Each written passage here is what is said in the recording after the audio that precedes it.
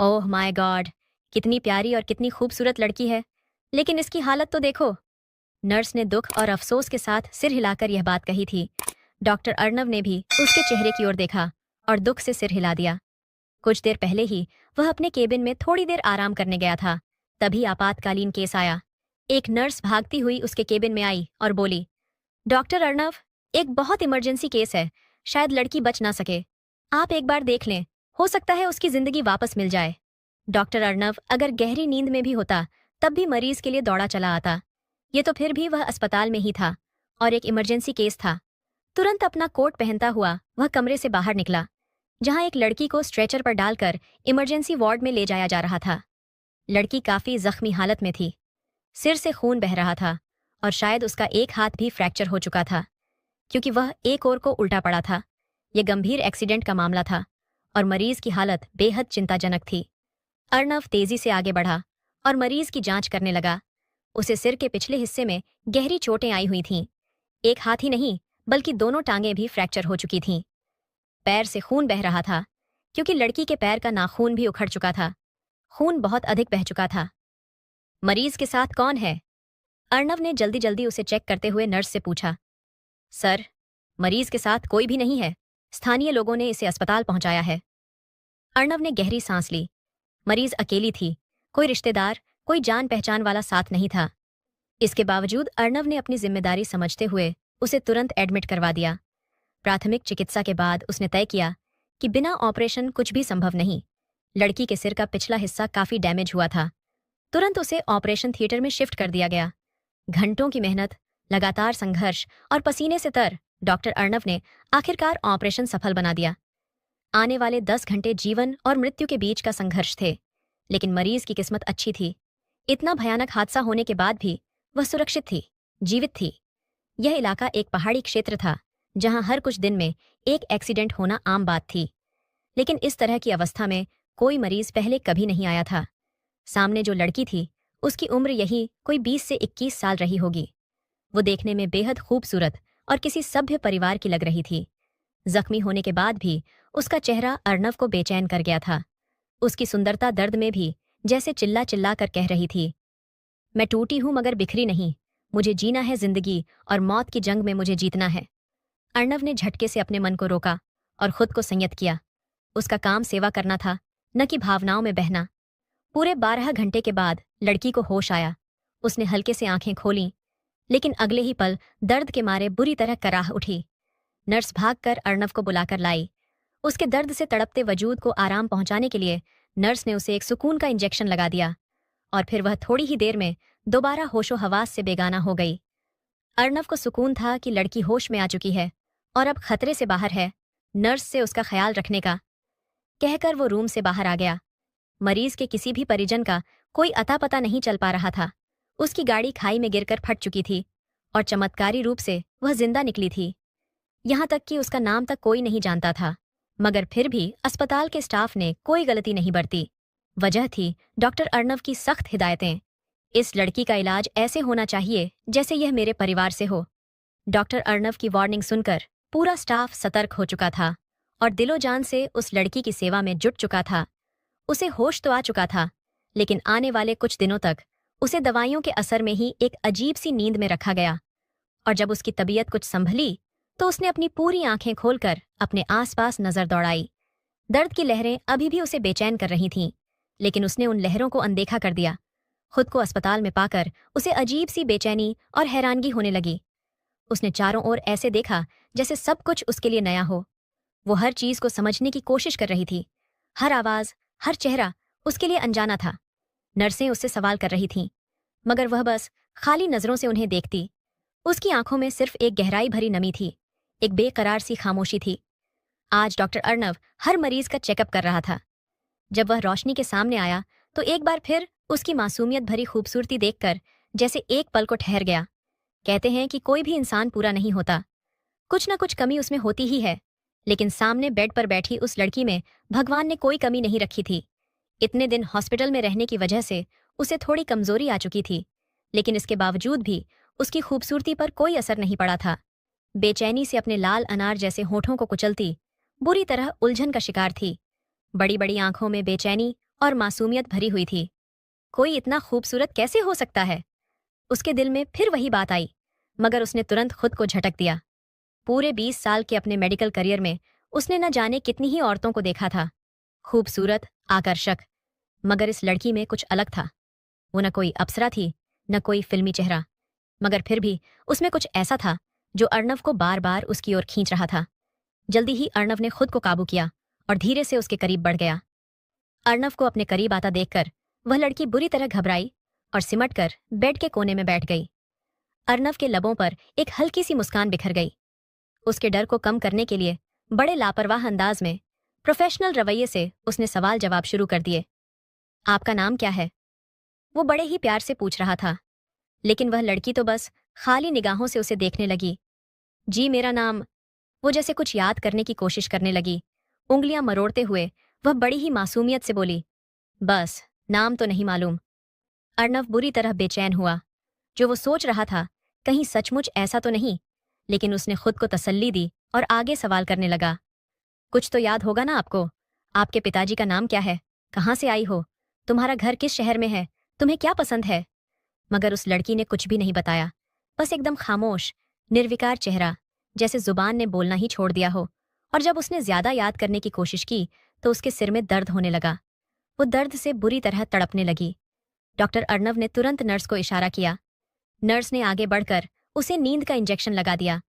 कुछ ही पलों में वह गहरी नींद सो चुकी थी। अर्णव के दिल में चिंता घर करने लगी। उसने तुरंत उसे कुछ जरूरी टेस्ट के लिए भेजा। ब्लड सैंपल ले गए और फिर से उसकी स्कैनिंग करवाई गई।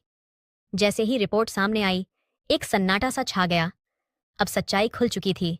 लड़की के दिमाग का एक हिस्सा जो बुरी तरह डैमेज हुआ था, वह अभी तक पूरी तरह काम नहीं कर रहा था। उसे कुछ भी याद नहीं आ रहा था। उसकी याददाश्त जा चुकी थी। लड़की अपनी याददाश्त पूरी तरह खो चुकी थी। उसे अपने अतीत का एक लम्हा तक याद नहीं था। इस खबर ने अर्णव के पैरों तले से जमीन खींच ली। वो ऐसे केस पहले भी हैंडल कर चुका था, बड़े बड़े एक्सीडेंट्स, जानलेवा ऑपरेशंस, मगर यह मामला कुछ और ही था। लड़की की वो अनजानी नजरें ने जैसे अर्णव के दिल को भी झंझोड़ दिया था। उसने उसे वापस रूम में शिफ्ट करवाया और फिर एक बार कोशिश की। याद करने की कोशिश करो, कुछ तो याद आएगा। तुम्हारा नाम, तुम्हारा घर, तुम्हारा परिवार। तभी लड़की की कांपती आवाज उभरी। मेरा नाम रोशनी है, लेकिन मुझे कुछ और याद क्यों नहीं आ रहा? मैं कौन हूं? मुझे हुआ क्या है? लड़की की पहली बात सुनकर अर्णव के चेहरे पर चमक उभरी, लेकिन अगले ही पल उसका चेहरा पल भर को ढल गया। उसकी आंखों में एक दर्द सा उतर आया। वो लड़की जो सिर्फ अपना नाम जानती थी, उसके अस्तित्व की बाकी हर चीज धुंधली हो चुकी थी। उसकी गाड़ी खाई में गिर चुकी थी और बम की तरह फट गई थी, और कोई उसे ढूंढने तक नहीं आया था। मानो यह दुनिया उसके लिए एक वीरान जंगल बन चुकी हो, जिसमें उसका कोई नहीं था। अर्णव को उसके लिए दिल से बेहद करुणा महसूस हुई, मगर वह जानता था भावनाओं में बहना एक डॉक्टर को शोभा नहीं देता। उसने खुद को कड़ा किया। खुद को उसका हमदर्द मानने की बजाय एक प्रोफेशनल के रूप में उस पर ध्यान देना शुरू कर दिया, क्योंकि अगर वह उसकी तकलीफ में ही डूबा रहता तो उसका इलाज नहीं कर पाता। दिन तेजी से बीतने लगे। रोशनी की सेहत भी धीरे धीरे बेहतर होती चली गई, मगर उसकी याददाश्त अब भी खोई हुई थी। अर्णव ने उसकी सारी रिपोर्ट्स खुद पढ़ीं और देश के नामी डॉक्टरों से उसका केस डिस्कस किया। हर किसी की यही राय थी कि वक्त के साथ सब ठीक हो सकता है। यदि उसका अतीत किसी घटना के रूप में उसके सामने लाया जाए तो शायद कुछ यादें लौट सकती हैं, मगर जबरदस्ती कुछ भी याद दिलाने की कोशिश उसके मन और शरीर दोनों के लिए खतरनाक हो सकती है। इसीलिए अर्णव ने अपने भीतर चल रही हलचल को शांत कर दिया। एक ईमानदार और अच्छे डॉक्टर की तरह उस बेसहारा लड़की की सेवा करता रहा, हर दिन, हर रात, बिना किसी उम्मीद के, क्योंकि वह जान चुका था यह रिश्ता किसी जन्मों का कर्ज हो सकता है जिसका जवाब वक्त ही देगा। रोशनी के इलाज का सारा खर्च अर्णव ने खुद उठाया था, लेकिन अब रोशनी बिल्कुल ठीक हो चुकी थी। उसके जख्म भर चुके थे और अब उसे अस्पताल से डिस्चार्ज करना था। अर्णव अब उसके रहने की व्यवस्था को लेकर बेहद चिंतित था। कुछ ही दिनों में उसे अस्पताल से डिस्चार्ज कर दिया गया। एक शाम अर्णव उसके सामने बैठा और बेहद नरम लहजे में पूछा, रोशनी, क्या तुम्हें अपने घर का कुछ भी पता याद है? कोई पता, कोई नाम, कुछ भी? रोशनी ने हमेशा की तरह सुनी निगाहों से उसकी ओर देखा। अब वो थोड़ा थोड़ा बोलने लगी थी, मगर सिर्फ अर्णव के सामने। उसके चेहरे को देखकर एक हल्की सी मुस्कान आ जाती थी, जैसे वो उसे पहचानती हो। लेकिन बाकी लोगों को देखती तो सहम सी जाती, जैसे किसी अनदेखे डर से कांपती हो। उस दिन अर्णव ने एक बड़ा फैसला लिया। उसने ठान लिया कि वह रोशनी को अपने अपार्टमेंट में रखेगा। वह खुद अकेला ही रहता था, मगर अब उसने एक भरोसेमंद नर्स का इंतजाम भी कर लिया था। वो नर्स उसी अस्पताल में काम करती थी और पास ही एक किराए के छोटे से घर में रहती थी। अब रोशनी, नर्स और अर्णव एक ही घर में रहने लगे। अर्णव की ज्यादातर ड्यूटी रात में होती थी, तो वह दिन में घर आकर सो जाता था, जबकि नर्स की ड्यूटी दिन में होती थी। इस तरह तीनों का समय बंटा हुआ था। रोशनी ने अर्णव का बहुत ख्याल रखना शुरू कर दिया था। उसके कपड़े धोती, खाना बनाती और उसके आने पर उसे गर्म खाना परोस देती। अर्णव के घर में जैसे जीवन की लौ फिर से जल उठी थी। एक औरत का होना इस वीरान मकान को घर बना रहा था। अर्णव बचपन से ही अकेला था। हॉस्टल में पला बड़ा था। माँ बाप की मौत बहुत पहले हो चुकी थी। एक रिश्ते की मौसी ने उसे पाला था। खर्च की कोई कमी नहीं थी, क्योंकि उसके माता पिता ने उसके लिए बहुत बड़ी संपत्ति छोड़ी थी। मौसी ने कभी भी उसका एक पैसा भी इस्तेमाल नहीं किया था। जैसे ही अर्णव बड़ा हुआ और उसने डॉक्टर बनने का फैसला किया, मौसी ने पूरी ईमानदारी से उसके सारे दस्तावेज उसे सौंप दिए थे। अर्णव दिल से बेहद सच्चा और साफ था। उसने अपनी ज्यादातर संपत्ति दान कर दी। बस 2-3 मकान और एक अपार्टमेंट अपने पास बचा लिया था, जिनका किराया हर महीने उसके खाते में आता रहता था। अपनी तनख्वाह का भी अधिकांश हिस्सा वह जरूरतमंदों में बांट देता था। उसे शादी ब्याह, घर बसाने का कभी कोई शौक नहीं रहा था। कभी किसी औरत की तरफ वो ऐसे नहीं खींचा था। मगर ना जाने क्यों रोशनी में एक ऐसी खामोश सी कशिश थी जो बार बार उसे उसकी तरफ खींच रही थी। रोशनी शुरू शुरू में अर्णव के साथ रहने में हिचकिचा रही थी। किसी गैर मर्द के साथ अकेले घर में रहना रोशनी का दिल बुरी तरह घबरा गया था। लेकिन अर्णव ने उसे समझाया, देखो रोशनी, तुम्हें कुछ भी याद नहीं है।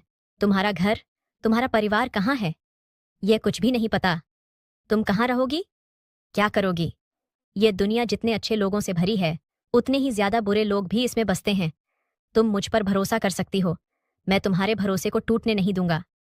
अर्णव की आंखों में सच्चाई की चमक देखकर वह इनकार नहीं कर पाई और अर्णव के साथ रहने के लिए राजी हो गई।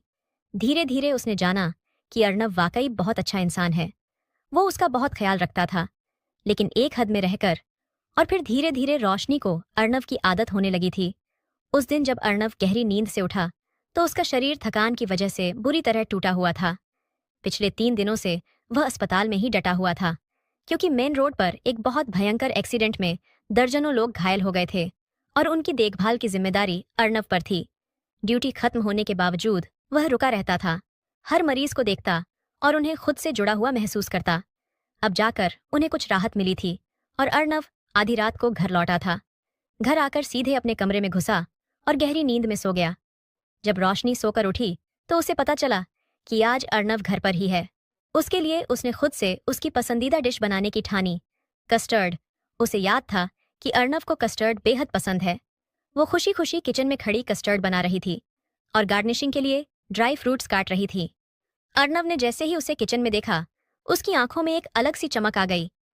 इस वीरान से घर में पहली बार उसे ऐसा लगा जैसे कोई उसका इंतजार करता हो। उस पल में रोशनी उसे बेहद प्यारी लगी।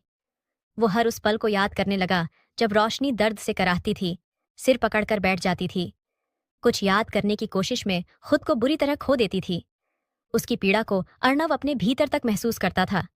उसने कभी नहीं सोचा था कि किसी अनजान सी लड़की के लिए उसके दिल में इतनी नरमी आ सकती है। मगर रोशनी तो जैसे उसके दिल की धड़कनों का हिस्सा बनती जा रही थी। गुड मॉर्निंग, कैसी हो? अर्णव ने सामने आते ही मुस्कुराकर रोशनी से पूछा। जवाब में वह भी फीकी सी मुस्कान दे बैठी।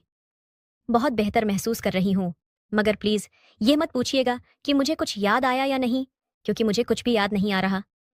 उसकी मुस्कान अचानक ही गुम हो गई थी और आंखों में गहरी उदासी भर आई थी। अपनी नम आंखें छुपाने के लिए उसने तुरंत चेहरा मोड़ा और सिंक में रखे बर्तन धोने लगी। अर्णव को अपने रोज पूछे जाने वाले इस सवाल पर इस बार बेहद गुस्सा आया। वह जानता था कि वह अनजाने में ही रोशनी का दिल दुखा देता है, लेकिन उसने कभी जानबूझकर ऐसा कुछ नहीं किया था। वह बार बार खुद को याद दिलाता था कि रोशनी की याददाश्त खो चुकी है। उसके भावनात्मक हालात का फायदा उठाना पाप होगा। और अगर एक दिन उसे सब कुछ याद आ गया तो? अगर वो कोई और निकली तो? अगर उसका कोई और सच था जिसे जानकर सब कुछ बदल जाए तो? अर्णव ने गहरी सांस ली और फिर एक झटके से अपने सिर को हिलाकर ये सारे ख्याल दूर फेंक दिए। उसने ठान लिया था कि आज के बाद वह कभी रोशनी से उसके अतीत के बारे में कुछ नहीं पूछेगा। अगर उसे कुछ याद आना होगा तो वह खुद ही बताएगी, वरना नहीं। वो उठा, धीरे से उसके पास आया और उसका चेहरा अपनी तरफ घुमाया। उसके गाल पर ढलकते आंसू को नरमी से पोंछते हुए बोला, आई एम सॉरी रोशनी, अगर मेरी बात से तुम्हें तकलीफ हुई तो मैं वादा करता हूं आज के बाद तुमसे ऐसा कोई भी सवाल नहीं करूंगा जो तुम्हें दुख दे। अर्णव का लहजा सच्चे पश्चाताप से भीगा हुआ था, लेकिन रोशनी उस वक्त उसे सुन ही कहाँ पा रही थी। उसका दिल तो जोर जोर से धड़क रहा था। अर्णव उसके बेहद करीब खड़ा था, इतना करीब कि उनके बीच अब कोई फासला नहीं था। उसकी गर्म सांसें रोशनी के चेहरे से टकरा रही थीं, और जब अर्णव ने अपने हाथ से उसके गालों से आंसू पोंछे तो उसकी उंगलियों के नरम स्पर्श से रोशनी का पूरा वजूद जैसे कांप उठा। अर्णव ने उसकी ये हालत देखी तो धीमे से मुस्कुरा दिया। उसकी लंबी पलकों का कंपन, उसके होठों की हल्की सी थरथराहट, उसके गालों की उभरती हल्की लाली उसे बेहद खूबसूरत बना रही थी। ये पल बहुत हसीन थे। उसने अपनी उंगलियों की तरफ देखा जो अभी कुछ देर पहले उसके आंसू समेट रही थीं, उसके गालों की नरमी को महसूस कर रही थीं। उसका मन कर रहा था कि बस कुछ पल और यहीं ठहर जाए, उसकी मौजूदगी को महसूस करे, उसके एहसास में खो जाए। रोशनी के चेहरे से होते हुए अर्णव की नज़र अब रोशनी की गर्दन पर ठहर गई थी। रोशनी ने आज गले में एक बेहद नाजुक सी सिल्वर चेन पहन रखी थी जो उसकी गोरी गर्दन पर बेमिसाल लग रही थी, लेकिन बाल उस चेन में उलझे हुए थे। अर्णव ने बिना कुछ कहे उसका चेहरा एक तरफ किया और बेहद नरमी से चेन से बाल निकालने लगा। उसकी उंगलियों का कोमल स्पर्श महसूस करते ही रोशनी के रोंगटे खड़े हो गए। उसने घबराकर किचन के शेल्फ को कसकर पकड़ लिया और अपनी आंखें जोर से बंद कर लीं। ये पहली बार था जब अर्णव उसके इतना करीब आया था और चाहकर भी रोशनी उसे खुद से दूर नहीं कर पा रही थी। दिल एक नए अंदाज में धड़कने लगा था। अर्णव को उसका साइड प्रोफाइल दिखाई दे रहा था। लबों पर हल्की मुस्कान लिए वो उसे पूरे ध्यान से निहार रहा था। उसके गाल टमाटर जैसे लाल हो चुके थे। उसकी बंद होती और फिर खुलती पलकें उसके चेहरे पर एक अजीब सी मोहक लय बना रही थीं। अर्णव के दिल में तूफान चल रहा था। मैंने कभी नहीं सोचा था कि कभी शादी करूंगा या किसी औरत के इतने करीब जाऊंगा, वो मन ही मन धीरे से बुदबुदाया था। मगर ये पल इसने सब कुछ बदल दिया था। उसका मन कर रहा था कि अभी इसी वक्त रोशनी को अपने दिल की बात कह दे, उसे बता दे कि वह उसके लिए क्या महसूस करता है। मगर नहीं, वो ऐसा नहीं कर सकता था। वो रोशनी के इस हालत का फायदा कभी नहीं उठाना चाहता था। उसने पूरी घटना की जांच भी करवाई थी, मगर ऐसा कोई सुराग नहीं मिला जिससे रोशनी की पहचान का पता चल सके। उसने जानबूझकर अखबार में इश्तहार नहीं दिया था। उसे डर था कि कहीं कोई उसका दुश्मन न हो जिसने उस पर हमला करवाया हो। अर्णव के दिल में खामोश दुआएं उठ रही थीं। हे ईश्वर, अगर रोशनी का कोई अतीत है तो उसे ठीक से याद आ जाए, और अगर वह मेरी तकदीर में लिखी है तो उसे मेरी जिंदगी का हिस्सा बना दे। अगर रोशनी गलत हाथों में चली जाती तो यकीनन उसकी जिंदगी खतरे में पड़ सकती थी। किस्मत ने अर्णव को एक अजीब दौराहे पर खड़ा कर दिया था, जहां से ना वह आगे बढ़ सकता था और ना ही पीछे लौट सकता था। सारे ख्यालों को झटक कर जब उसने अपनी नजरें दोबारा रोशनी पर टिकाईं तो वो मुस्कुरा पड़ा। वो कब का उससे पीछे हट चुका था, मगर रोशनी अब भी उसी तरह आंखें बंद किए खड़ी थीं। अर्णव ने शरारत भरे लहजे में कहा, मिस रोशनी, अगर आप चाहें तो अपनी आंखें खोल सकती हैं, क्योंकि हम तो अब काफी दूर जा चुके हैं आपसे। रोशनी ने झट से अपनी आंखें खोलीं और पलटकर अर्णव की तरफ देखने लगी। उसके लबों पर खिलती हल्की शरारती मुस्कुराहट देखकर रोशनी बुरी तरह शर्मिंदा हो गई थी। मिस्टर अर्णव, आपको कोई हक नहीं है मुझे इस तरह परेशान करने का। अपनी शर्मिंदगी मिटाने के लिए वह गुस्से से मुंह फुलाकर बेवजह बर्तन सेट करने लगी, जो कि पहले से सेट थे। उसकी आवाज सुनते ही अर्णव ने गहरी सांस भरी। कहाँ तंग करता हूं, अभी तो मुझे वह हक नहीं है। जब एक दिन यह हक मिल जाएगा ना, तब बताऊंगा कि तंग करना असल में होता क्या है। वो धीरे से बड़बड़ाया था, हालांकि आंखों में उदासी का रंग भी उतर आया था। फिर चुपचाप जाकर वो डाइनिंग टेबल पर बैठ गया। रोशनी ने उसकी मायूसी को महसूस किया था, मगर वो उसके लिए कुछ भी नहीं कर सकती थी, इसीलिए चुपचाप नाश्ता बनाने लगी। शायद आज अर्णव की हॉस्पिटल ड्यूटी नहीं थी, इसीलिए वह फुर्सत से घर पर मौजूद था, वरना तो कई कई दिन रोशनी को उसकी शक्ल तक देखने को नहीं मिलती थी। मगर वह हर रोज उसका इंतजार करती थी, और वो ऐसा क्यों करती थी उसे खुद भी नहीं पता था। बस जाने अनजाने उसे अर्णव का इंतजार रहने लगा था। अर्णव के लिए खाना बनाना, उसका ख्याल रखना, उसे देखने की तड़प, ये सब रोशनी के दिल में भी उसके लिए कोमल एहसास जगा रहे थे। अर्णव ने नाश्ता किया और फिर अपने कमरे की ओर बढ़ गया। जाते जाते उसने रोशनी को बता दिया था कि वह आज शाम तक सोएगा। रोशनी ने चुपचाप सिर हिला दिया, लेकिन कमरे में जाने से पहले अर्णव ने बड़े ही प्यार से रोशनी के गाल पर थपकी दी और एक हल्की सी स्माइल भी। वो तो चला गया था, मगर रोशनी वहीं जमकर खड़ी रह गई। उसने अपना हाथ गाल पर रख लिया, जैसे उस पल को संजो लेना चाहती हो। उसे अर्णव का स्पर्श अच्छा लगा था। उसका ख्याल रखना, उसकी फिक्र करना, उसके दिल में भी धीरे धीरे अर्णव के लिए सॉफ्ट कॉर्नर बन चुका था। वह झटका देकर खुद को कामों में व्यस्त करने लगी। आज बहुत से काम पड़े थे, कपड़े धोने थे, अर्णव की पसंद का खाना बनाना था, किचन की सफाई और साथ ही लॉन की देखभाल करनी थी। उसने कमर पर दुपट्टा कसकर बांधा और जुट गई। सब्जियां काटी, किचन साफ किया, रायता बनाया, सलाद तैयार किया और फिर छत की ओर चली गई, जहां अपार्टमेंट के टेरेस पर एक छोटा सा लॉन बना था। पौधे कम थे, मगर प्यार से सजे हुए थे।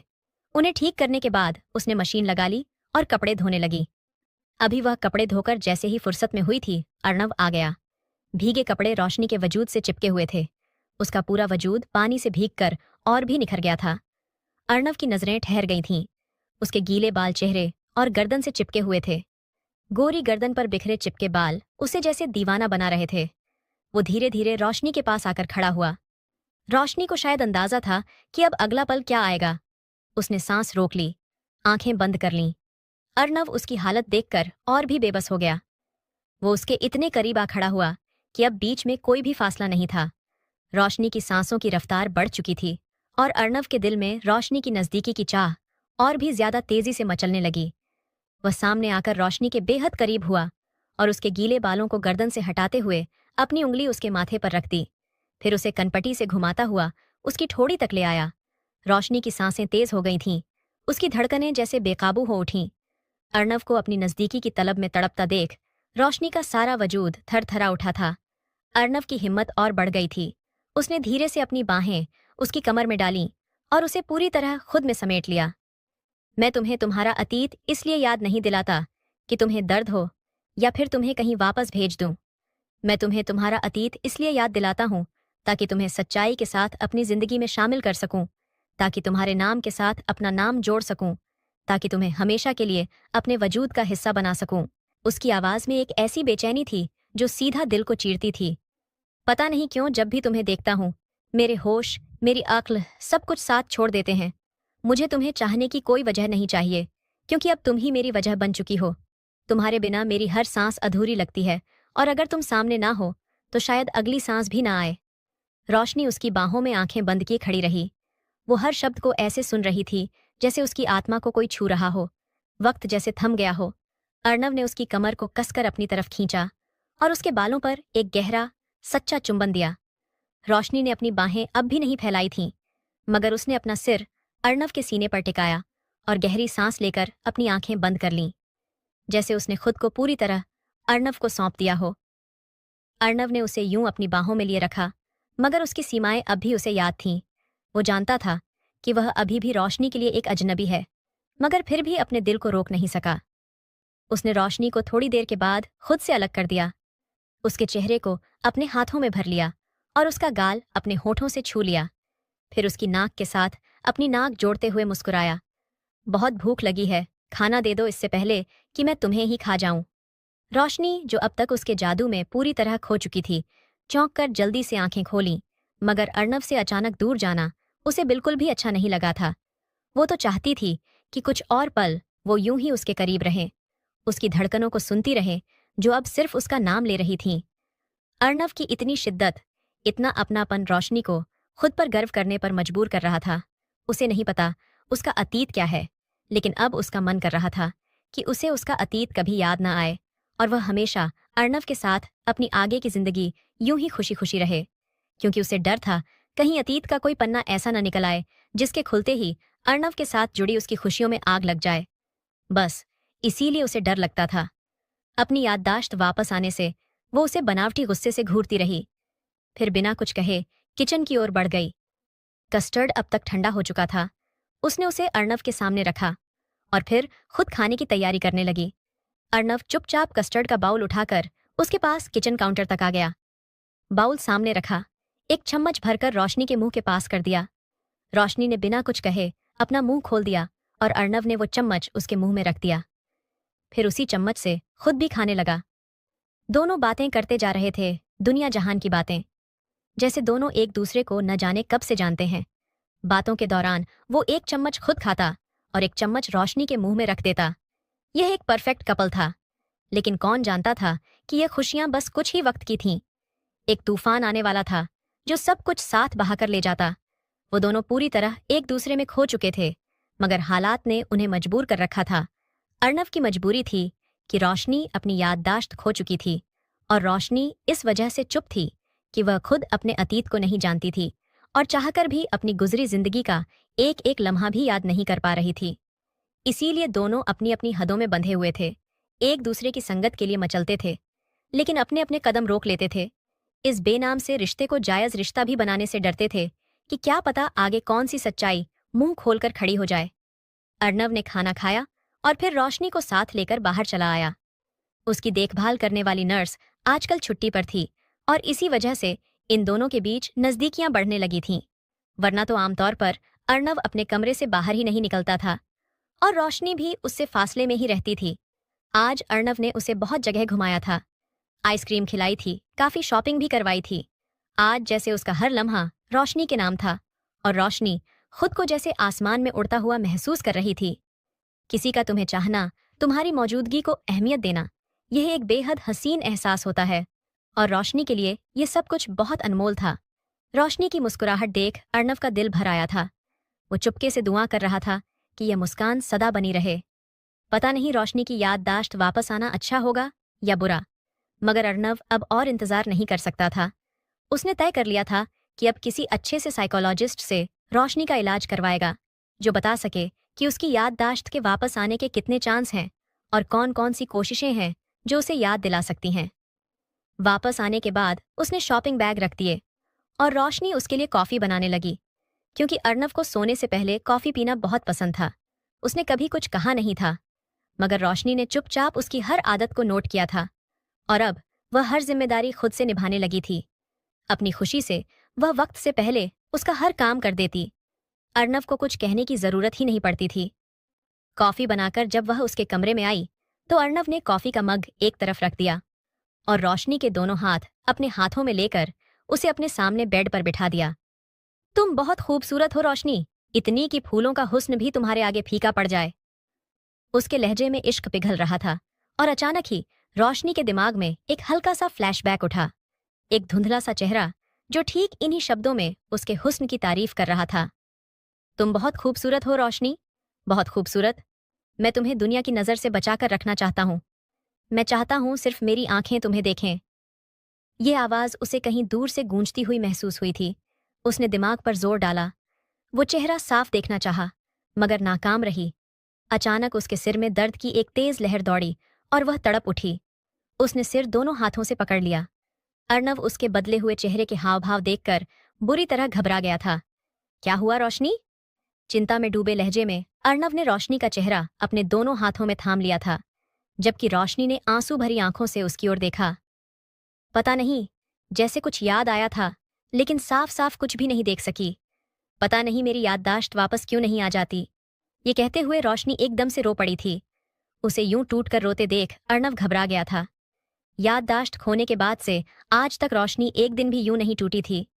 उसकी आंखें कई बार भीग जाती थीं, मगर उसने हमेशा खुद को संभाले रखा था। मगर इस पल जैसे उसका सारा सब्र टूट चुका था। बीते जीवन की धुंधली परछाइयां दिमाग में आते ही वो फूट फूट कर रो पड़ी थी। अर्णव ने उसे अपनी बाहों में भर लिया और चुपचाप उसका सिर सहलाने लगा। वो जानता था कि कुछ पल के लिए रो लेने देना जरूरी है, क्योंकि कुछ जख्म सिर्फ खामोशी से ही भरते हैं। उसके सुकून भरे स्पर्श और चुपचाप साथ ने रोशनी को बेहद राहत दी थी। उसने अपने आंसू पोंछते हुए कृतज्ञता से अर्णव की ओर देखा। अगर आप मेरी जिंदगी में ना आते तो पता नहीं मेरा क्या होता, रोशनी बेसाख्ता बोली थी। और मैं तुम्हारी जिंदगी में क्यों नहीं आता? अर्णव ने उसकी बात का जवाब देने की बजाय उसे सवाल कर दिया था और रोशनी इस सवाल का कोई जवाब नहीं दे पाई थी। बस चुप रह गई और फिर हल्के से मुस्कुरा दी। रोशनी को यूं मुस्कुराते देख अर्नव का दिल शांत हो गया। उसने उसके सिर पर हल्की सी चपत लगाई और प्यार से कहा, अब चलो, जाओ अपने कमरे में और आराम करो। और सुनो, अब अगर जबरदस्ती फिर से पास्ट के बारे में सोचने की कोशिश की तो मुझसे बुरा कोई नहीं होगा। मैंने डॉक्टर से बात कर ली है। हम कल ही उनके पास जाएंगे, देखते हैं वो क्या कहते हैं। अर्णव के दिलासे ने उसे काफी हिम्मत दी थी। वह सिर हिलाते हुए उठी और अपने कमरे की ओर बढ़ गई। उस रात रोशनी को बहुत सुकून भरी नींद आई थी। आंखें बंद करते ही अर्णव का चेहरा उसकी आंखों के सामने आ जाता था। अगली सुबह अर्णव रोशनी को एक जाने माने मानसिक रोग विशेषज्ञ के पास ले गया था। डॉक्टर ने रोशनी के कई सेशन किए थे और उन सेशनों के दौरान रोशनी को अपने अतीत की कुछ धुंधली तस्वीरें भी दिखने लगी थीं। कुछ शब्द, कुछ दृश्य उसके दिमाग में गूंजने लगे थे। डॉक्टर की कोशिशों से आज उसने अपने अतीत का एक अच्छा खासा हिस्सा महसूस कर लिया था। हालांकि वो यादें अब भी साफ नहीं थीं, मगर अर्णव को उम्मीद हो गई थी कि रोशनी जल्दी ही बिल्कुल ठीक हो जाएगी। डॉक्टर ने उसके लिए कुछ दवाइयां और मानसिक अभ्यास बताए थे। 6 से 7 महीने में ही रोशनी की बहुत सी यादें धीरे धीरे लौटने लगी थीं। आज अर्णव उसके लिए फूल लेकर आया था। उसकी तरक्की जो हो गई थी, अब वो सीनियर डॉक्टर्स का प्रमुख बन चुका था। वो यह खुशखबरी सबसे पहले रोशनी के साथ बांटना चाहता था। उसे ओहदे, पैसे या पावर की कोई लालच नहीं थी, मगर अब उसके पास एक ऐसी ताकत थी जिससे वह हॉस्पिटल का सिस्टम बदल सकता था। वह मरीजों की भलाई के लिए पूरी कोशिश करना चाहता था। जैसे ही वह घर में दाखिल हुआ, उसने रोशनी को आवाज दी। रोशनी अपने कमरे में ही थी। उसकी आवाज पर तुरंत बाहर निकलकर आई थी और अर्णव फूलों का गुलदस्ता लिए उसे मोहब्बत भरी निगाहों से देख रहा था। और तभी रोशनी के दिमाग में एक पुराना सा मंजर कौंधा। कोई था इसी तरह फूल लेकर आया था उसके लिए। ये गुलाब के फूल मेरी जान के लिए, जो इन गुलाबों से भी ज्यादा खूबसूरत है। उस चेहरे के नक्श धीरे धीरे उभरने लगे और अचानक ही उसके होठों से एक नाम निकला, आदित्य। अर्णव ने जब उसके चेहरे के बदलते हाव भाव देखे तो वह समझ गया कि रोशनी फिर अपने अतीत में खो गई है, मगर उसके होठों से निकला नाम उसे बेचैन कर गया था। रोशनी, यह तुमने अभी किसका नाम लिया? कौन आदित्य? रोशनी ने अनजान निगाहों से उसकी ओर देखा था। वो यादों की गहराई में उतर चुकी थी। वो अपने दिमाग पर जोर देने लगी और फिर एक एक करके पुराने धुंधले दृश्य उसकी यादों में लौटने लगे। उसके सिर में तेज दर्द उठा, चक्कर आए और वह जमीन पर बैठ गई। अर्णव ने फूल तुरंत एक ओर रखे और उसके पास आ गया। उसे सहारा देकर सोफे पर बिठाया और पानी का गिलास लिया। पानी पीकर भी रोशनी का सिर दर्द से फटा जा रहा था। उसके हाथ फिर से सिर पर चले गए थे। उसके अतीत की परतें एक एक करके खुलने लगी थीं और फिर सर दर्द को बर्दाश्त न कर पाने की वजह से वह बेहोश हो गई और अर्णव की बाहों में झूल गई। अर्णव एकदम से घबरा गया था। उसने जल्दी से रोशनी का सिर अपनी गोद में रखा, उसके पैर सोफे पर सीधे फैलाए और उसका चेहरा थपथपाते हुए उसे होश में लाने की कोशिश करने लगा। और जब रोशनी को होश नहीं आया तो वह उसे बाहों में उठाकर उसके कमरे की ओर चल पड़ा और उसे बेड पर बड़े ही आराम से लेटा दिया। उसे एक इंजेक्शन दे दिया और उसके होश में आने का इंतजार करने लगा। करीब आधे घंटे के बाद रोशनी को होश आ गया था, लेकिन उसकी नजरों में एक अजीब सी बेचैनी थी। रोशनी, रिलैक्स यार, दिमाग पर ज्यादा जोर मत डालो, कुछ याद आना होगा तो खुद ही आ जाएगा, अर्णव ने कहा और रोशनी ने सिर हिला दिया। फिर बहुत कम वक्त गुजरा था। अगले 1 महीने तक उसकी याददाश्त पूरी तरह लौट आई, मगर अब तक वह अर्णव से बहुत दूर जा चुकी थी। जब से उसे अतीत याद आने लगा था, वह अर्णव से अजनबी सी हो गई थी। अक्सर उसके मुंह से आदित्य का नाम निकलता था और अर्णव बस खामोशी से यह सब देखता रह जाता। एक दिन उसे अपना सारा गुजरा कल याद आ चुका था और उसका दिल कर रहा था कि वह अपना सर दीवार पर दे मारे, अपने चेहरे को नोच नोच कर लहूलुहान कर दे। जिस पर अर्णव ने अपना स्पर्श छोड़ा था, उसे कितनी बड़ी गलती हो गई थी। वो तो आदित्य से बेहद मोहब्बत करती थी, उस पर जान छिड़कती थी। आदित्य को देखे बिना उसकी सुबह नहीं होती थी, मगर वह उसे भी भुला बैठी थी और एक गैर मर्द के साथ मोहब्बत में डूब गई थी। याददाश्त पूरे तौर पर वापस आई तो उसे अर्णव जहर लगने लगा। अर्णव की वफादारियां, उसका दीवानापन, सब उसके लिए बेईमानी सा होकर रह गया था। अर्णव उसके बदले व्यवहार से बहुत ज्यादा हैरान हो चुका था, क्योंकि उसे नहीं पता था कि उसकी याददाश्त पूरी तौर पर वापस आ चुकी है। और फिर एक दिन उसने अर्णव के सामने ऐसा खुलासा किया जिसने अर्णव को तोड़कर रख दिया। अर्णव को ऐसा महसूस हो रहा था जैसे दुनिया उसके लिए बेरंग हो गई हो। रोशनी पहले से शादीशुदा थी। वो आदित्य से बहुत मोहब्बत करती थी। इन दोनों ने खानदान से टकराकर शादी की थी और अभी उनकी शादी को सिर्फ 6 महीने हुए थे। और अब जब उसकी याददाश्त वापस आ चुकी थी तो वह मुकम्मल तौर पर आदित्य को ही सोचने लगी थी। उसी के बारे में हर वक्त बातें किया करती थी, उसी को याद करती। अर्णव के जज्बात और चाहत को उसने बिल्कुल नजरअंदाज कर दिया था और अपना फैसला सुना दिया कि वह अब आदित्य के पास वापस जाना चाहती है। अर्णव से यह बात बर्दाश्त नहीं हो रही थी और एक दिन वह रोशनी के सामने बुरी तरह रो पड़ा। पिछले 2 साल से रोशनी उसके साथ थी। एक एक लम्हा उसने रोशनी के वजूद को अपने घर में चलते फिरते देखा था। वो उससे बहुत मोहब्बत करने लगा था। अगर रोशनी चली जाती तो उसका घर भी खाली हो जाता और घर की वीरानी शायद उसे भी पागल कर देती। कहने को तो अगर कोई भी लड़की उसकी बीवी बनकर आ जाती तो उस घर की वीरानी को दूर कर देती, मगर उसका दिल तो पूरी तरह से रोशनी के लिए ही धड़कता था। अगर कोई लड़की पसंद भी आई तो कौन, जो एक शादीशुदा थी, बस अपनी याददाश्त खोकर कुछ दिनों के लिए उसके घर मेहमान बन गई थी। अब जब उसकी याददाश्त वापस लौट आई थी तो उसे हर हाल में वापस लौटना ही था। जोर जबरदस्ती से रोशनी को वह अपने पास नहीं रख सकता था। रख भी लेता तो उसका आदित्य के साथ विवाह हो चुका था। वो कानूनी तौर पर किसी भी तरीके से रोशनी को अपनी जिंदगी में शामिल नहीं कर सकता था और यह चीज उसे बार बार रुला रही थी। अर्णव ने रोशनी के हाथों को अपने हाथों में ले लिया। पता नहीं क्यों वह अपने हाथ उसके हाथों से छुड़ा न पाई। शायद अर्णव की आंखों ने रोशनी को बेचैन कर दिया था, जिनमें आंसू चमक रहे थे। कितनी ही देर तक अर्णव रोशनी के चेहरे को देखता रहा। शायद अब यह चेहरा दोबारा कभी देखने को न मिले। मैं तुमसे बहुत मोहब्बत करने लगा था रोशनी, और भगवान से प्रार्थना करता था कि तुम्हारी याददाश्त जल्दी ही लौट आए और मैं तुम्हें पूरे सच्चे दिल से अपना लूं। लेकिन तुम्हारा अतीत ये होगा, मैंने कभी सोचा भी नहीं था। मगर इस बार अपनी मोहब्बत का इजहार करने के साथ साथ वो उससे एक विनती भी करने लगा। अगर कभी तुम्हारा दिल कहे, अगर कभी तुम्हें लगे कि तुम्हारा रिश्ता तुम्हें वो सुकून नहीं दे पा रहा जो तुम डिजर्व करती हो, तो बस एक बार मेरी मोहब्बत को याद कर लेना, एक बार मेरी तरफ देख लेना। मैं पूरी जिंदगी तुम्हारा इंतजार करूंगा, मैं तुम्हें इज्जत और मोहब्बत दूंगा। मगर रोशनी ने उसकी बात को एक गहरी नजर से देखा। होंठ नीचे और कोई जवाब दिए बिना अपार्टमेंट से बाहर निकल आई। अर्णव ने बस जाते हुए उसके कदमों को देखा और दिल ही दिल में दुआ की थी, खुश रहो, चाहे मेरे साथ नहीं, पर जिसके भी साथ रहो पूरे सुकून के साथ रहो। 2 आंसू टूटकर अर्णव के गालों पर आए थे, जिन्हें उसने अपने बाजू से साफ कर लिया था। गाड़ी में बैठकर उसने अपना एड्रेस टैक्सी ड्राइवर को समझाया और खुद गाड़ी की सीट से टेक लगाकर आंखें मूंद लीं। आज से 2 साल पहले वह अकेले गाड़ी लेकर निकली थी। आदित्य 3 दिन के लिए दूसरे शहर गया हुआ था और उसने इसी बात का फायदा उठाया था। ड्राइविंग करके वह उस पहाड़ी इलाके में आ गई थी। यह भी दूसरा ही शहर था। उसे ड्राइविंग आती तो थी, लेकिन इतनी महारत हासिल नहीं थी। यही वजह थी कि उसकी गाड़ी खाई में गिर गई थी, मगर किसी तरह वह बच गई थी। मगर उस कार हादसे के बाद उसे नई जिंदगी तो अर्णव ने दी थी, जिसके प्यार को वह ठुकराकर आदित्य के पास जा रही थी। रोशनी के दिल में एक गिल्ट उठा था। दिल बेचैन हो रहा था, मगर आदित्य की मोहब्बतों को याद करते हुए वह हर सोच को अपने दिमाग से झटक रही थी। वो बार बार आदित्य के बारे में ही सोच रही थी कि वो उसे जिंदा सही सलामत अपने सामने देखकर खुशी के मारे खिल उठेगा ना, जाने उसका क्या रिएक्शन होगा।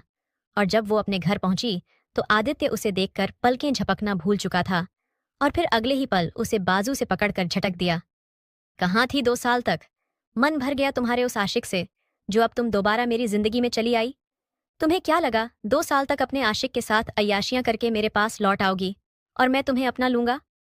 रोशनी तो पत्थर बनी खड़ी थी। आदित्य के शब्द उसके दिल पर किसी चाबुक की तरह गिर रहे थे। तुम्हारे वजूद पर इस वक्त गंदगी लगी हुई है। किसी गैर मर्द के साथ तुम इतना सारा वक्त गुजार कर आई हो और चाहती हो कि मैं तुम्हें फिर से अपना लूं? इतना बेगैरत नहीं हूं कि इस गंध की पोटली को मैं अपने सर का ताज बना लूं। तुम एक बदचलन औरत हो और मेरे घर में, मेरे दिल में अब तुम्हारी कोई जगह नहीं। मेरे सामने क्यों खड़ी हो? दफा हो जाओ यहां से। ये शब्द नहीं थे, कोई जोरदार तमाचा था जो सीधे रोशनी के चेहरे पर आकर पड़ा था। उसने हक्का बक्का रहकर अपने उस आदित्य की ओर देखा जो कभी उसे अपनी जान से बढ़कर चाहता था, जिसके लिए वह अपनी सांसें तक कुर्बान कर सकती थी। आज वही इंसान इतनी आसानी से उसे बदचलन कह रहा था। यह सुनकर तो रोशनी की रूह तक कांप गई थी। दर्द की उस भयानक लहर ने उसे अंदर से चीर डाला। उसने तकलीफ से अपनी आंखें बंद कर लीं। अंदर उठती दर्द की लहर को दबाते हुए उसने हिम्मत करके आंखें खोलीं और सामने खड़े उस बेदर्द, बेरहम इंसान को देखा। आदित्य, आप ये क्या बोल रहे हैं? ऐसा मत कहिए, मैं आपकी पत्नी हूं। जो कुछ मेरे साथ हुआ, कम से कम वो सच्चाई तो जान लीजिए। मैं इतने दिन कहाँ थी, किसके साथ रही, इसके पीछे वजह क्या थी? सारा सच आप एक बार जान लेंगे तो मुझसे नजरें नहीं फेर पाएंगे। और सच को तो आप जानबूझकर देखना नहीं चाहते। क्यों? मैं आपको बता चुकी हूं ना कि मेरे ऊपर एक कयामत टूटी थी। मैं तो मरने की कगार पर थी। उस रहमदिल इंसान ने मुझे बचाया था, मेरी मदद की। इतने दिनों तक मेरा सहारा बना रहा, लेकिन कभी उसने मुझे गंदी नजर से नहीं देखा। मैं आपसे इतने दिन दूर कैसे रह सकती थी आदित्य? अगर आपसे इतने दिन दूर रही तो बस उसकी यही वजह थी कि मुझे कुछ भी याद नहीं था। मेरी याददाश्त चली गई थी। मैं अपनी सारी मेडिकल रिपोर्ट्स और डॉक्यूमेंट्स साथ लेकर आई हूँ। आप प्लीज इन्हें देखिए। आपको सब समझ आ जाएगा। मैं उस अस्पताल की नर्सों को भी गवाही के लिए बुला सकती हूँ, और जिसने मेरा इलाज किया उस डॉक्टर से भी आप कंफर्म कर सकते हैं। मेरी वाकई में याददाश्त चली गई थी। प्लीज मुझ पर भरोसा कीजिए। मुझे खुद से इस तरह दूर मत कीजिए। मैं जीते जी मर जाऊंगी। रोशनी की आंखों से आंसू यूं बह रहे थे जैसे बरसों का तूफान बह निकला हो। वो हाथ जोड़कर आदित्य के सामने झुकी हुई थी, बिलख रही थी, विनती कर रही थी। मगर आदित्य उस वक्त जैसे पत्थर बना खड़ा था। घमंड से उसकी गर्दन यूं तनी थी कि उसके चेहरे पर एक बूंद भी रहम नहीं था। यही तो शान थी जिसके पीछे आदित्य ने अपनी जिंदगी के कई साल झोंक दिए थे। तब जाकर उसे पाया था। वो उसे बहुत संजो कर रखता था, उससे मोहब्बत के दावे भी करता था। लेकिन अब ना जाने क्या हो गया था उसे। वो आदित्य जो कभी रोशनी के हर लफ्ज को आखिरी हकीकत मानता था, आज उसकी इतनी बड़ी बात पर भी यकीन नहीं कर रहा था। रोशनी को तो लगा था जब वह जिंदा उसके सामने जाएगी तो वह उसे देखकर खुशी के मारे पागल हो जाएगा। खुशी से उसे अपनी बाहों में भर लेगा, उसे अपनी पलकों पर बिठाएगा। लेकिन यहाँ तो सब कुछ उल्टा हो गया था। एक पल के लिए उसे अर्णव का चेहरा याद आया। अब जाकर रोशनी को समझ आया कि ठुकराए जाने का दर्द क्या होता है। वो अर्णव जिसने पूरे 2 साल बिना किसी लालच के उसकी सेवा की, उससे दिल से मोहब्बत करता रहा, उसके बारे में कुछ भी नहीं जानता था, फिर भी उसे अपनाया। और जब रोशनी ने लौटने की बात की तो वह भी झुकने को तैयार हो गया था। लेकिन रोशनी ने उसकी एक बात तक नहीं सुनी, उसे अनसुना करके चली आई। और अब वो सजा खुद भुगत रही थी। बारिश की बूंदें गिरने लगीं। रोशनी ने सर उठाकर आसमान की ओर देखा। जिंदगी में क्या कम तूफान थे, जो अब एक और तूफान आ गया था। वो आदित्य के कदमों में बैठने ही वाली थी कि तभी आदित्य ने उसे एक जोरदार लात मारी और रोशनी ठोकर खाकर गली में गिर पड़ी। लोग खिड़कियों से उसकी बेबसी का तमाशा देख रहे थे, लेकिन वो जिसने अपनी सारी अनाज, सारा घमंड पहले ही गिर भी रख दिया था, अब अपने आंसुओं में डूबी हुई थी, इस उम्मीद में कि उसका प्यार उसे पहचान लेगा, उसे अपना लेगा। लेकिन बदले में उसे क्या मिला था? एक लात। और उसका मन, उसका जिस्म सब सुन्न हो गया। चेहरे पर पड़ी ठोकर ने उसे दिन में तारे दिखा दिए थे। वह जमीन पर औंधे मुंह गिर पड़ी थी और आदित्य ने एकदम धड़क से दरवाजा बंद कर दिया। लेकिन उससे पहले एक परछाई, एक औरत की झलक उसकी आंखों में चुभ गई। उसका शक यकीन में बदल गया। अचानक पास में रहने वाली सरला आंटी दौड़ती हुई आई और उसे उठाते हुए बोली, बेटी, तेरे मर्द ने तो तेरे भागने के 2 महीने बाद ही दूसरी शादी कर ली थी। अब उसका एक बेटा भी है। वो अपनी दूसरी बीवी के साथ बहुत खुश है। रोज रात को दोनों कहीं घूमने जाते हैं। जब किसी मर्द की जिंदगी में दूसरी औरत आ जाती है ना, तो पहली औरत की कीमत धीरे धीरे मिट्टी में मिल जाती है। और फिर वो तो उसकी औलाद की माँ है, उसे औलाद दे चुकी है। जा, मेरी बच्ची जहां से आई थी वहीं लौट जा। सरला आंटी के शब्दों ने रोशनी की टूटी आत्मा पर जैसे नमक छिड़क दिया। वो फूट फूट कर रोने लगी। उसने अपने पीछे तो सारी कश्तियां जला दी थीं, कोई रास्ता नहीं छोड़ा था। अब उसे बस अर्णव की याद आई, उसकी मोहब्बत, उसका मेहरबान साया, वो बाहें जो हमेशा उसे थामने को तैयार थीं। और आज उन्हीं बाहों की कीमत उसे समझ आ गई थी। रोशनी लड़खड़ाते कदमों से वापस चल पड़ी। अब वो कहाँ जाती, उसका कोई ठिकाना नहीं था। सड़क पर अकेली, भीगी, टूटी हुई बस चलती जा रही थी। आसमान बादलों से ढक चुका था, हवा में सर्दी घुल चुकी थी और शाम धीरे धीरे अंधेरे में बदलने ही लगी थी। उसे कुछ भी नहीं पता था, कुछ भी नहीं। बस ये जिंदगी अब बोझ बन चुकी थी। पहले ही क्या जिंदगी में कम मुसीबतें थीं, जो अब एक और नई आफत उसके पीछे आ पड़ी। रोशनी को कई लोग लगातार घूरते हुए पीछे आ रहे थे। वह शराफत के नकाब में छिपे भेड़िए थे। कुछ आवारा लड़कों का पूरा गिरोह था जो काफी देर से उसे सड़क पर अकेले चलते देख रहे थे।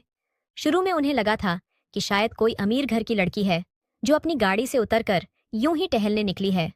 मगर जब देर तक उसने किसी गाड़ी में बैठने की कोशिश नहीं की और अब बारिश में भी अकेली भीगती जा रही थी, तो उन्हें पूरा यकीन हो गया था कि वह बिल्कुल अकेली है और परेशान भी।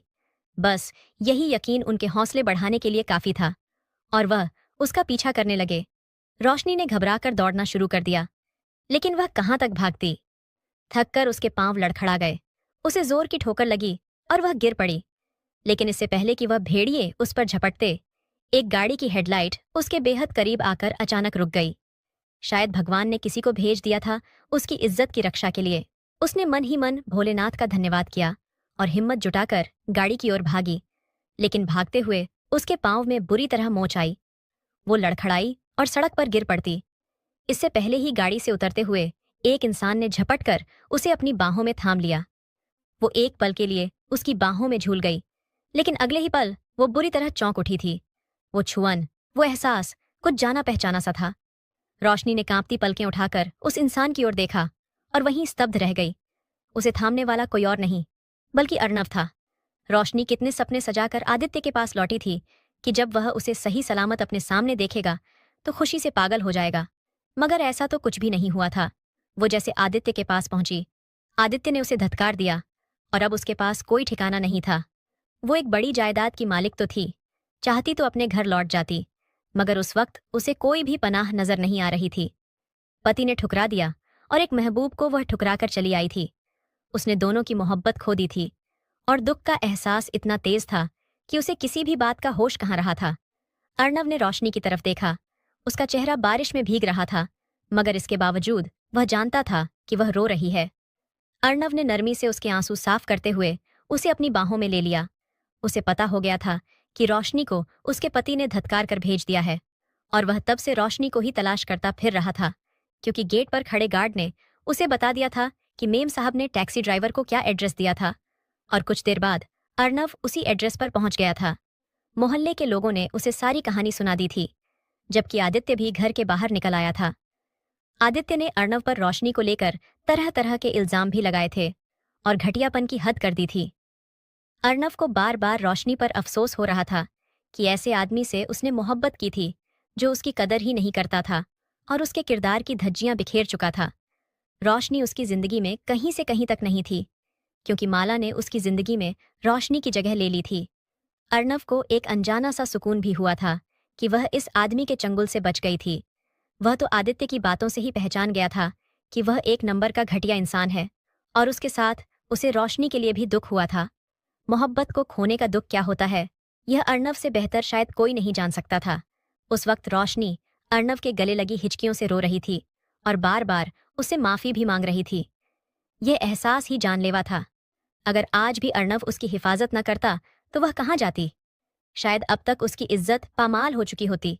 तकलीफ की तेजी से उसकी आंखों से आंसू बह रहे थे, जबकि अर्णव ने भी उसे रोने दिया। अगर वह एक बार रो लेती तो उसके दिल का सारा गुबार आंसुओं की सूरत में बाहर निकल जाता।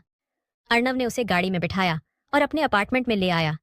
प्लीज रोशनी, इस वक्त कुछ मत कहना, कमरे में जाओ, कपड़े बदलो और आराम करो। सुबह हम इस बारे में बात करेंगे। रोशनी ने रोते हुए कुछ कहने के लिए होंठ खोले थे कि अर्णव ने उसे अचानक टोक दिया था, और यह बात बोलते वक्त अर्णव के चेहरे पर एक ठंडा सा भाव था। कोई नरम एहसास नहीं था जो हमेशा उसके चेहरे की खास पहचान हुआ करता था। अर्णव ने उसे कभी भी किसी बात के लिए नहीं रोका था, बल्कि पहले जब वह बोला करती थी तो अर्णव दीवानों की तरह उसके चेहरे को देखा करता था और पूरे ध्यान से उसकी हर बात सुना करता। रोशनी के दिल को उस पल एक गहरा धक्का लगा था। आदित्य की मोहब्बत को खोने का इतना गम नहीं हुआ था जितना इस वक्त अर्णव के बदले हुए लहजे से उसे तकलीफ हुई थी। मगर अब वह सवाल नहीं कर सकती थी। किस हक से करती? अर्णव ने उसे अपनी मोहब्बत का हक दिया था, मगर उसने बहुत बेरहमी से उस मोहब्बत को ठुकरा दिया था। उसे अब याद आ रहा था कैसे अर्णव उसके सामने गिड़गिड़ाया था, उसे हाथ थाम कर रोया था, मगर उसने एक बार भी उस पर रहम नहीं किया था। वह खुद भी अब रहम के काबिल नहीं रही थी। आधी रात तक रोशनी सोचों में डूबी रही। उसे नींद नहीं आई, दिल बेचैन था, सीना भारी था। वो खुद को बार बार कटघरे में खड़ा करती रही। एक बार ठुकराकर चली गई थी, अब उस प्यार के लायक नहीं बची थी। अर्णव का ठंडा रवैया उसे बहुत कुछ जता चुका था।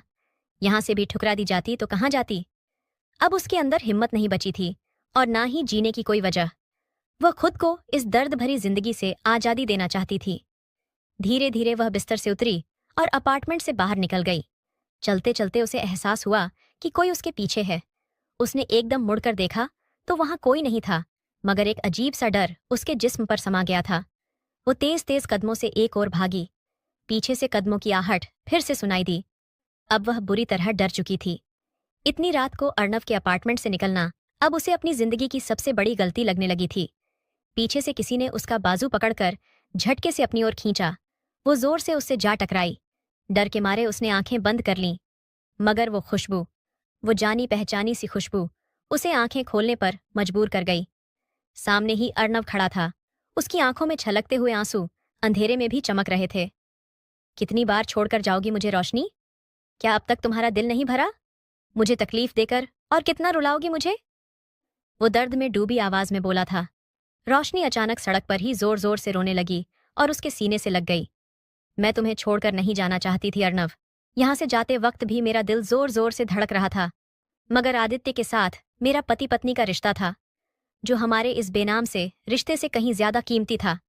बस इसीलिए मैं चली गई, मगर उसने मुझे दुत्कार दिया। और जब मैं तुम्हें छोड़कर चली गई तो खुद को तुम्हारे लायक नहीं समझ पाई। वो हिचकियों में अपनी सच्चाई बयान कर रही थी। अर्णव एक पल में उसके चेहरे के करीब आ गया, इतना करीब कि उसकी सांसें रोशनी की रूह तक जा पहुंची। पहली बार बेकरार होकर वो उसके नरम होठों का जाम पी रहा था, अपने अंदर के बेसुकून जज्बातों को सुकून दे रहा था। रोशनी की बोलती बंद हो गई थी। उसकी आंखें फैल गईं। वक्त जैसे थम सा गया था। कुछ देर बाद अर्णव थोड़ा सा पीछे हटा और फिर उसके चेहरे को अपने हाथों में भर लिया। मदहोश आंखों से उसे देखा। रोशनी कुछ भी नहीं बोली, बस लरजती हुई पलकें झुक गई थीं। शर्म की लाली गालों पर उतर आई थी और फिर चुपचाप पलटी और अपार्टमेंट में दाखिल होकर अपने कमरे का दरवाजा अंदर से लॉक कर लिया। उसकी आंखों में अर्णव के लिए हाँ नजर आई थी, और अर्णव भी एक अजीब सी राहत, एक तसल्ली के साथ अपने कमरे में जाकर लेट गया। 3 दिन बाद आदित्य ने रोशनी को तलाक दे दिया था और फिर कुछ ही अरसे में रोशनी और अर्णव ने शादी कर ली।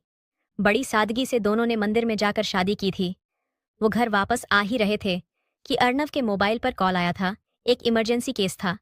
वह रोशनी को घर के गेट पर उतारकर सीधे अस्पताल चला गया था। रात के करीब 11 बजे जब वह अपार्टमेंट में दाखिल हुआ तो उसकी नजर रोशनी के कमरे के बंद दरवाजे पर पड़ी। आज की सुहागरात तो गई बेटा, उसने बालों में उंगलियां फंसाते हुए धीमे से बड़बड़ाया और अपने कमरे की ओर बढ़ गया। लेकिन जैसे ही दरवाजा खोला, उसे एक प्यारी सी खुशबू और एक खुशगवार हैरत ने उसका स्वागत किया था, क्योंकि सामने ही बेड पर रोशनी बड़े ही हक से सोई हुई थी। शायद उसका इंतजार करते करते थक गई थी। जो उसके लेटने की पोजीशन से साफ पता चल रहा था।